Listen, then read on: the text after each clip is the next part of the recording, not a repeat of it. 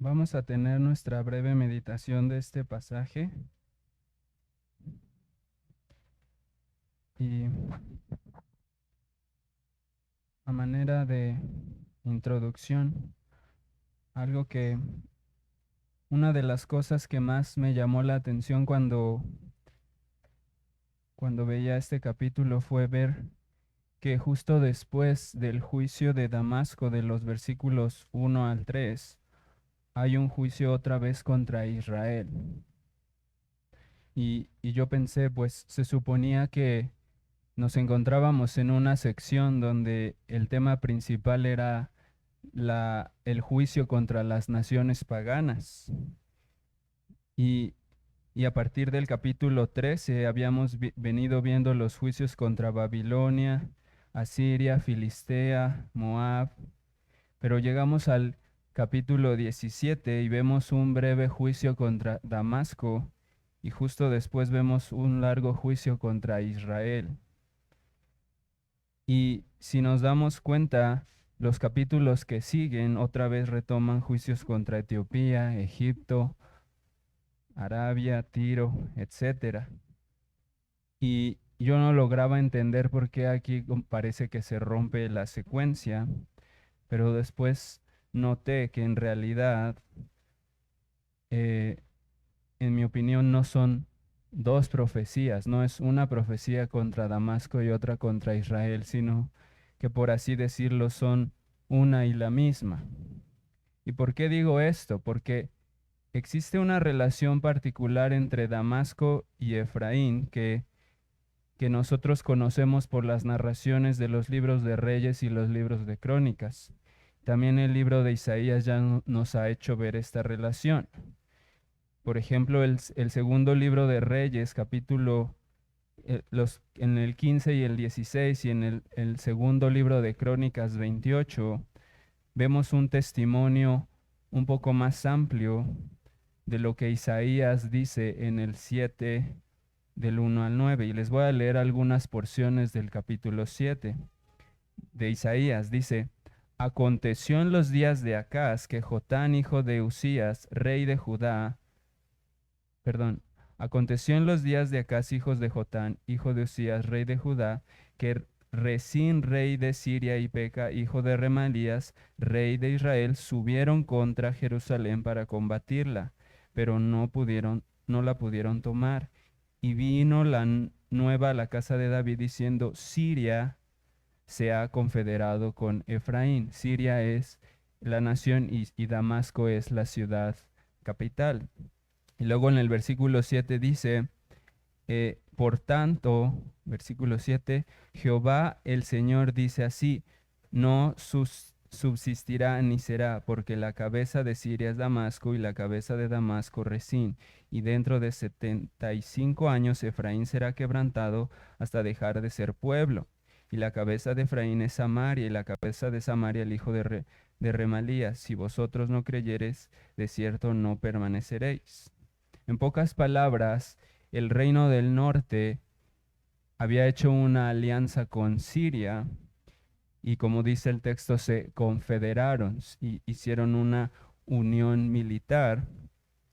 Y, y el punto aquí es que ellos no solamente, no es como que informalmente se pusieron de acuerdo y dijeron, oye, ¿y si vamos y los atacamos? Sino que había detrás de ello una unión política y militar y un pacto formal entre ellos que los unía como un bloque militar en contra del pueblo de Dios. Así que el reino del norte estaba dándole la diestra de compañerismo a los sirios para luchar contra su propia hermana Judá.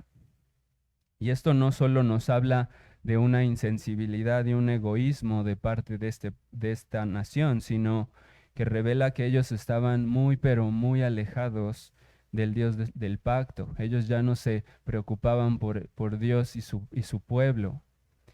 Se mezclaron con los sirios a tal grado y se apoyaron en ellos de tal forma que cuando Dios pronuncia el juicio contra Damasco, que es la capital de Siria, al mismo tiempo está pronunciando un juicio contra esta confederación militar que había hecho el pueblo del norte, una confederación abominable ante los ojos de Dios. Entonces por eso el versículo 3 nos dice, y cesará el socorro de Efraín, y el reino de Damasco y lo que quede de Siria será como la gloria de los hijos de Israel, dice Jehová de los ejércitos.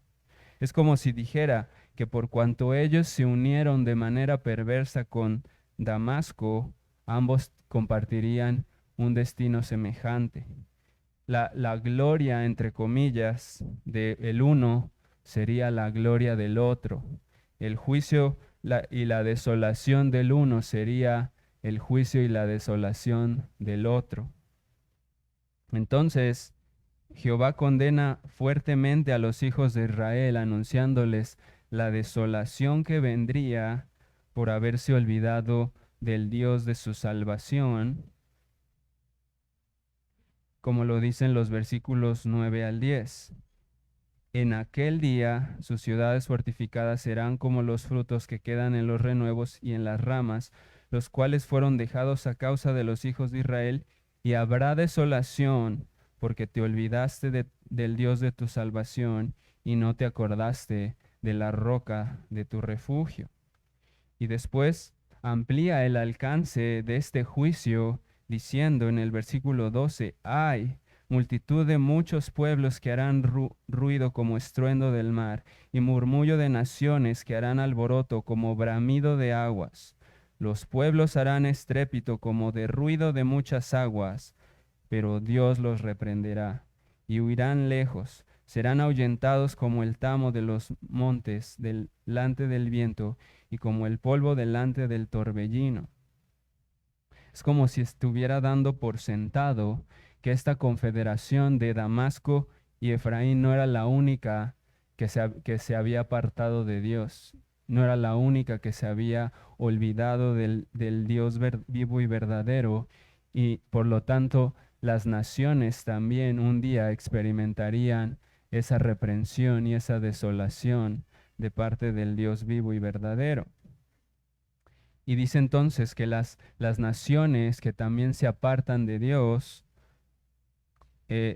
clamarían a Dios, clamarían como multitudes de aguas, pero que Él las reprendería.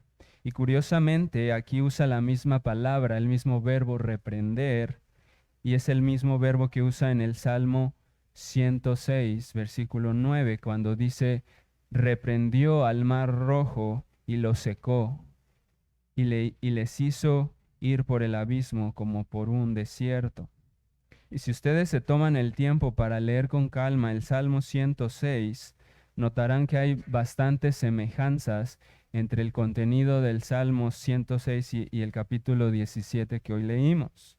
Por ejemplo, Isaías 17:10 dice, porque te olvidaste del Dios de tu salvación y no te acordaste de la roca de tu refugio.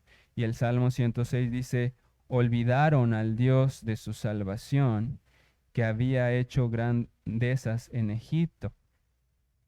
Isaías habla, por ejemplo, de la confederación entre Efraín y Damasco, y el Salmo 106 dice que el pueblo de Israel se unió a los Baales, dice, y se mezclaron con las naciones.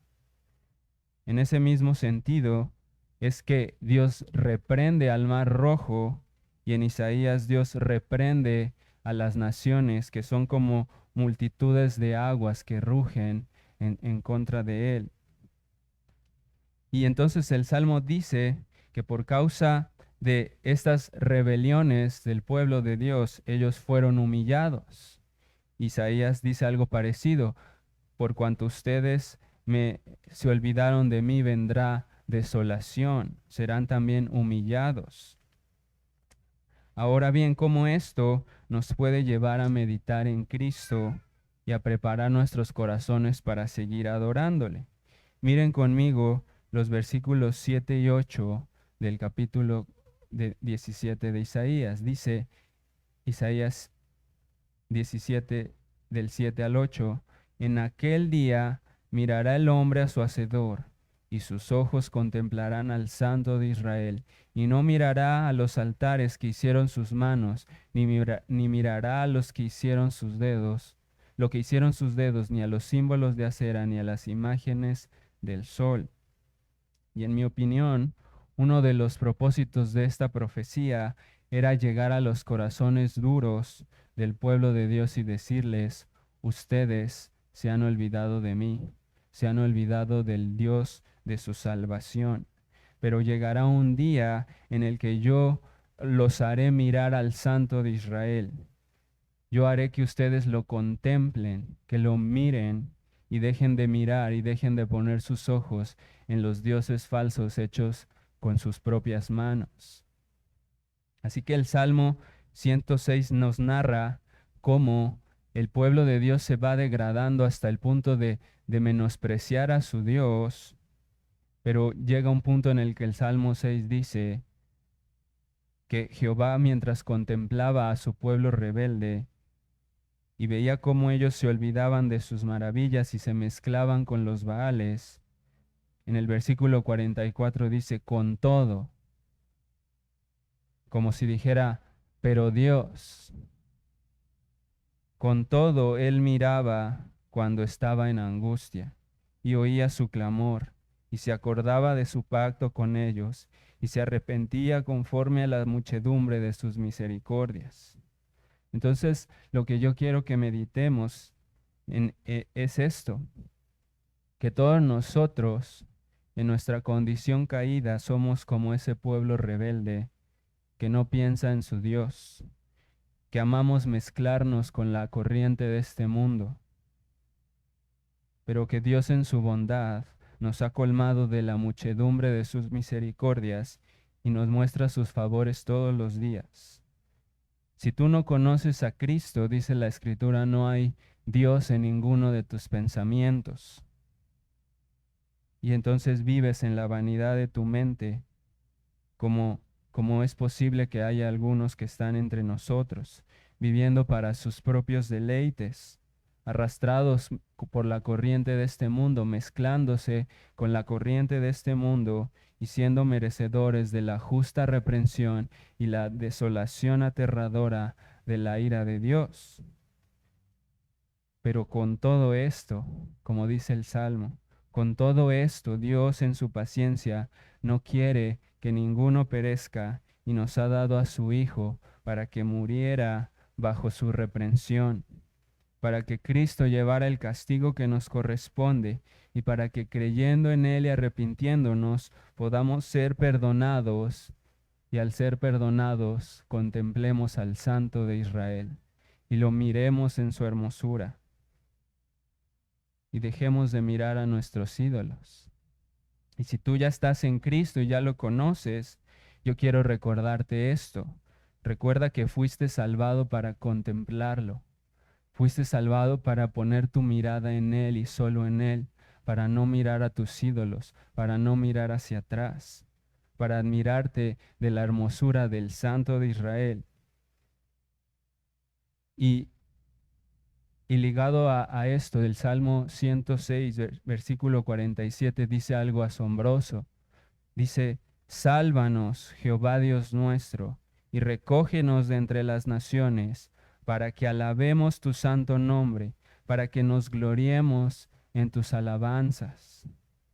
Así que, si tú no estás en Cristo, que tu clamor sea ese: sálvame, oh Dios, de mis pecados, sácame de la corriente de este mundo, para que alabe tu nombre, para que deje de mirar a mis ídolos y para que te adore a ti. Pero si estás en Cristo, tu clamor también debe ser parecido, porque debes considerar que Él te salvó para eso, para adorarle, para mirarlo, para que Él sea exclusivo en tu corazón, para que alabes su nombre y contemples al Santo de Israel en toda su hermosura y abandones los ídolos de tu corazón, para que no vivas para ti mismo, sino para aquel que murió para salvarte, para que no te mezcles con las cosas de este mundo, sino que lo contemples en toda su hermosura y le adores con todo tu corazón. O sea que si eres creyente, tu clamor también puede ser parecido diciendo: sálvame, oh Dios, de mis ídolos, sálvame de mis faltas, de mis pecado, sigue obrando en mí, sigue obrando en mi corazón y sigue haciendo resplandecer tu rostro, sigue deleitando mi corazón en la hermosura del Santo de Israel. Déjame ver más y más de tu hermosura. Quita todo estorbo de mi corazón para que en este día santo yo pueda alabarte, yo pueda verte, yo pueda admirarte. Quita todo lo que estorbe en mis ojos y déjame ver al Santo de Israel que me ha comprado con su sangre. Así que ese es el clamor con el que quisiera que sigamos entonando cantos a nuestro amado Señor. Amén.